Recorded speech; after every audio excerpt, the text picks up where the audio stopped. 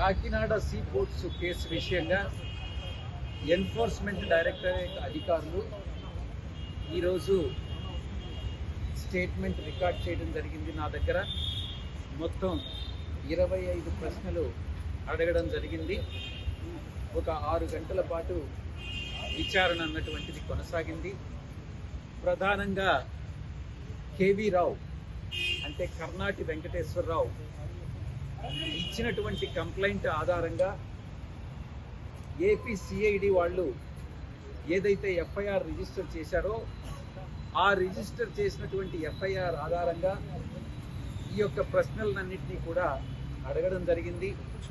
ప్రధానంగా కేవీ రావు చేసినటువంటి ఆరోపణలు, నేను కేవీ రావుకి మే మాసం 2020 సంవత్సరంలో ఫోన్ చేసి విక్రాంత్ రెడ్డి అనేటటువంటి వ్యక్తి వస్తాడు,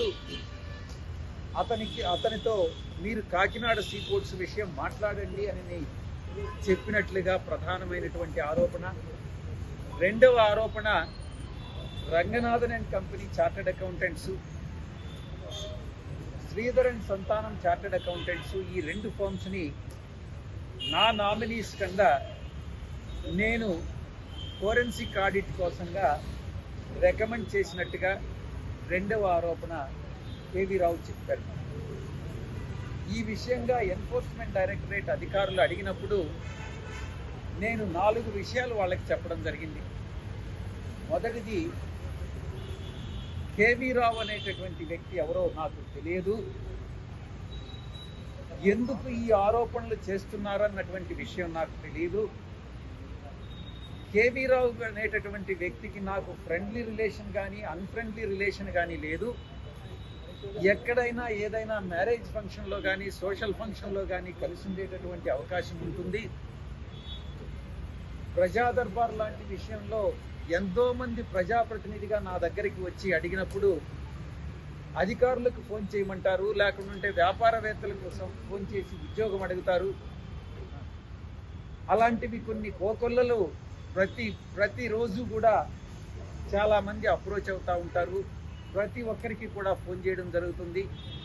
కాకినాడ సీ పోర్ట్స్ విషయంగా కేవీ రావుకి నేను ఎటువంటి ఫోను చెయ్యలేదు, విక్రాంత్ రెడ్డిని పంపిస్తానని నేను చెప్పలేదు అన్నటువంటి విషయం చాలా స్పష్టంగా చెప్పడం జరిగింది. రెండవ విషయం, కేవీ రావు ఇచ్చినటువంటి కంప్లైంట్లో ఏదైనా వాస్తవాలు ఉన్నట్లయితే కేవీ రావు అన్నటువంటి దాంట్లోనే పేరులోనే కె వెంకటేశ్వరరావు అని ఉంది కాబట్టి ఆ యొక్క వెంకటేశ్వర స్వామి దేవదేవులైనటువంటి వెంకటేశ్వర స్వామి సమక్షంలో కేవీ రావుని తిరుమలకి రమ్మనండి, నేను కూడా తిరుమలకి వెళ్తాను, ఆయన ఇచ్చినటువంటి ఫిర్యాదులో అంశాలను కరెక్ట్ అని చెప్పి స్వామివారి ముందు చెప్పమని చెప్పండి. ఆ అంశాలు ఆయన ఇచ్చినటువంటి ఫిర్యాదులో అంశాలు కానీ కరెక్ట్ అయినట్లయితే నేను నా యొక్క ఆరోగ్యం దెబ్బతింటుంది, దేవుడు నన్ను పనిష్ చేస్తాడు. అదే ఇచ్చినటువంటి ఫిర్యాదులో అవి అవాస్తవాలు అన్నట్లయితే కేవీ రావు అనేటటువంటి వ్యక్తి దేవుడు శిక్షిస్తాడు అన్నటువంటి విషయాన్ని చెప్పడం జరిగింది.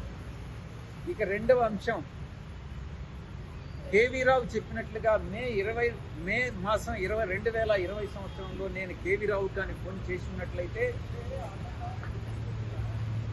మీరు కాల్ రికార్డ్స్ అంటే సిడిఆర్ కాల్ డేటా రికార్డ్స్ని తెప్పించండి, అది వెరిఫై చేసి నేను కేవీ రావు కానీ ఫోన్ చేసినట్లయితే నేను చేసినటువంటి తప్పు నేను ఒప్పుకుంటాను. నాకు తెలిసి నేను కేవీ రావుకి ఫోన్ ఈ విషయంగా ఫోన్ చేయలేదు అన్నటువంటి విషయాన్ని చాలా స్పష్టంగా చెప్పడం జరిగింది. మరొక అంశం, కేవీ రావు చెప్పేదే కానీ కరెక్ట్ అయితే కేవీ రావుని పిలవండి, కేవీ రావుని నన్ను ఎగ్జామిన్ చేయమనండి, నేను కేవీ రావుని క్రాస్ ఎగ్జామిన్ చేస్తాను. ఈ క్రాస్ ఎగ్జామినేషన్లో విచారణలో మీ సమక్షంలో జరిగేటటువంటి ఈ యొక్క క్రాస్ ఎగ్జామినేషన్లో వాస్తవాలు ఏందనేటటువంటివి బయటపడతాయి. కాబట్టి మా ఇద్దరికి క్రాస్ ఎగ్జామినేషన్ అన్నటువంటిది మీరు అరేంజ్ చేయండి అన్నటువంటి విషయాన్ని నేను చెప్పడం జరిగింది. ఇక ఈ యొక్క రెండవ అంశం, chartered accountancy firm Ranganathan and company, Santhanam and కంపెనీని, శ్రీధర్ సంతానంని ఎవరు పరిచయం చేశారు ప్రభుత్వానికి అన్న విషయానికి వచ్చినప్పుడు, ప్రశ్నించినప్పుడు నేను ఒక్కటే చెప్పాను, ఆంధ్ర రాష్ట్ర ప్రభుత్వంలో నేను భాగస్వామిని కాదు, నాకు తెలియదు. ఈ యొక్క కాకినాడ సీపోర్ట్స్ వ్యవహారానికి, షేర్ ట్రాన్స్ఫర్ విషయానికి నాకు ఎటువంటి సంబంధం ప్రత్యక్షంగా కానీ పరోక్షంగా కానీ నాకు లేదు అన్న విషయాన్ని చాలా స్పష్టంగా చెప్పడం జరిగింది. ఎన్ఫోర్స్మెంట్ అథారిటీస్ ఏం చెప్పారంటే, మీకు అటువంటి సంబంధం లేనప్పుడు ఫిర్యాదుదారు ఎలా ఫిర్యాదు చేస్తారు? ఏదో ఒక రకమైనటువంటి సంబంధం ఉంటేనే కదా ఆ ఫిర్యాదు వస్తుంది. ఒక ఫిర్యాదుదారుడు ఫిర్యాదు చేసినప్పుడు ఇనీషియల్ ఓనస్ బాధ్యత, దాన్ని రివర్ట్ చేసేటటువంటి బాధ్యత మీ మీద ఉంటుంది కదా. మీరు దాన్ని ఎలా మీరు సంజాయిషి ఇస్తారు? ఆ బాధ్యతను మీరు ఎలా బయటపడతారు? ఆ ఇనీషియల్ ఓనస్ అన్న దాన్ని మీరు ఎలా డిశ్చార్జ్ చేస్తారు అన్నటువంటి విషయాన్ని ప్రశ్నించడం జరిగింది. దానికి నేను ఒక్కటే చెప్పాను, గవర్నమెంట్లో జరిగే, నేను ఒక ఎంపీని, సాధారణమైనటువంటి ఎంపీని, ప్రభుత్వంలో జరిగాయన్నీ నాకు తెలియదు. ఈ యొక్క ఫోరెన్సిక్ ఆడిటర్స్గా Ranganathan and company, Sridhar and Santhanam వాళ్ళు ఇచ్చినటువంటి రిపోర్ట్స్ మీకు తెలుసా అని అన్నప్పుడు, వాళ్ళని ఎవరైతే అపాయింట్ చేసి ఉంటారో, అది ఎవరైనా కావచ్చు, ప్రిన్సిపల్ సెక్రటరీ కావచ్చు, చీఫ్ సెక్రటరీ కావచ్చు, ప్రభుత్వం ఎలా అపాయింట్ చేసింది, ఎవరు అపాయింట్ చేశారో వాళ్ళని అడిగితే ఈ యొక్క విషయం తెలుస్తుంది. నన్ను అడిగితే నాకు తెలియదు. మీరు ఎవరైతే సంబంధిత అధికారులో వాళ్ళని మీరు ప్రశ్నిస్తున్నట్లయితే వాళ్ళకి తెలుస్తుంది. ఈ రకంగా ఇనీషియల్ ఓనస్ ఏదైతే మీరు చెప్తున్నారో నా మీద ఉంది అన్నటువంటి విషయాన్ని, ఆ ఇనీషియల్ ఓనస్ని నేను డిశ్చార్జ్ చేస్తున్నాను, మీరు అధికారులను మీరు ప్రశ్నించండి అన్నటువంటి విషయాన్ని తెలియజేయడం జరిగింది. ఇక శరత్ చంద్రారెడ్డికి నాకు ఉన్నటువంటి రిలేషన్షిప్, వ్యాపార పరంగా మాకు ఎటువంటి బాంధవ్యాలు లేవు. నేను ఒక రాజకీయ నాయకుడిని, వాళ్ళు వ్యాపారస్తులు. నా యొక్క కూతుర్ని వాళ్ళ ఇంట్లో మ్యారేజ్కి ఇవ్వడం జరిగిందే కానీ బియాండ్ దట్ ఏ రిలేషన్షిప్ లేదు, ఒక కుటుంబ రిలేషన్షిప్ మాత్రమే అన్నటువంటి విషయాన్ని చాలా స్పష్టంగా చెప్పడం జరిగింది.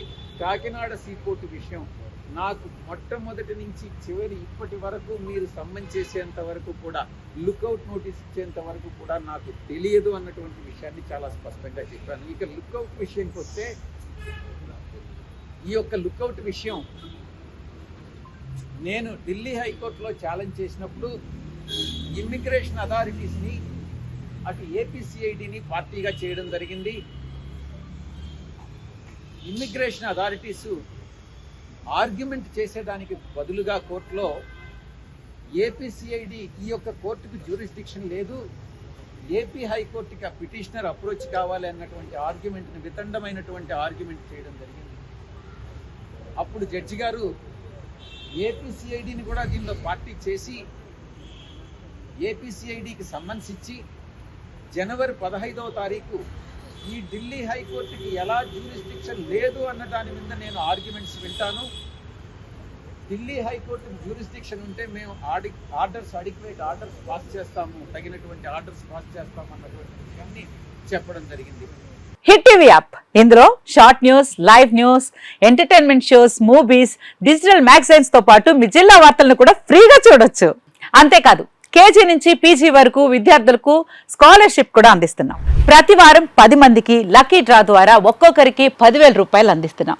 ఇంకెందుకు ఆలస్యం, వెంటనే హిట్ టీవీ యాప్ ని డౌన్లోడ్ చేసుకుని ఫ్రీగా ఎంటర్టైన్మెంట్ పొందండి. Hit TV app. Hit TV app. Please download hit TV app. Hit TV app ని ఫ్రీగా డౌన్లోడ్ చేసుకుని ఎంజాయ్ చేయండి. మీకు నచ్చిన ఎంటర్టైన్మెంట్ కోసం హిట్ టీవీ యాప్ ని ఫ్రీగా డౌన్లోడ్ చేసుకుని ఎంజాయ్ చేయండి. హిట్ టీవీ యాప్ ని డౌన్లోడ్ చేసుకుని ఆస్వాదించండి, ఆశీర్వదించండి. ఇంతమంది సెలబ్రిటీలు హిట్ టీవీ యాప్ ని డౌన్లోడ్ చేసుకోండి అని చెప్తున్నారంటే ఎంత మంచి యాప్ ఆలోచించండి. అమెరికా అమెరికా అమెరికా అమెరికాలో చదవాలనుకునే వాళ్ళకి విశ్వసనీయమైన పేరు మన శౌర్య కన్సల్టెన్సీ. UK లో 1 year masters, UK లో 1 year masters, 2 years work permit up to 5 years visa. Contact Saurya Consultancy. Contact 89851 89851.